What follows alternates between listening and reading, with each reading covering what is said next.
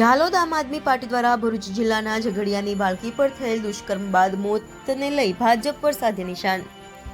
ઝાલોદ આમ આદમી પાર્ટી દ્વારા આજરોજ 24/12/2024ના રોજ સાંજે 6:30 કલાકે આંબેડકર ચોક ખાતે ભરૂચ ઝઘડિયાના GIDC વિસ્તારમાં દુષ્કર્મનો ભોગ બનેલી માસૂમ બાળકી દમ તોડતા તેને શ્રદ્ધાંજલિ આપતા ભાજપ સરકાર પર આકરા પ્રહારો કર્યા હતા. આ માસૂમ બાળકી પર 16મી તારીખે દુષ્કર્મની ઘટના બની હતી. બાળકીને સારવાર માટે વડોદરાની સાજી હોસ્પિટલ ખાતે દાખલ કરવામાં આવી હતી, પરંતુ પીડિત બાળકી દુષ્કર્મ થયા બાદ ક્યારેય ભાનમાં આવી જ ન હતી અને 8 દિવસની સારવાર બાદ બાળકીનું કરુણ મોત નીપજ્યું હતું. 10 વર્ષની બાળકી જીવન મરણ વચ્ચે સતત ઝઝૂમતી રહી હતી. છેલ્લે બાળકીએ દમ તોડી દીધો હતો.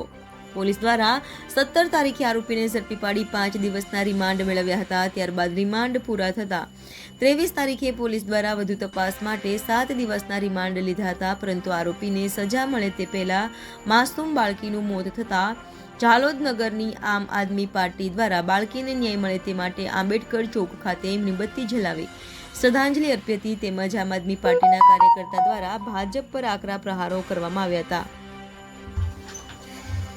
ગૃહમંત્રી અને મુખ્યમંત્રી રાજીનામું આપે તેવી માંગ કરી હતી. તેમજ બળાત્કાર કરનાર આરોપીને ત્વરિત સજા મળે તેવી માંગ કરી હતી. તેમજ આવા બળાત્કારીઓને જાહેરમાં ફાંસી આપવી જોઈએ તેવી પણ માંગ કરી હતી. Reporter Pankaj Pandit, Gujarat crime news, Jhalod.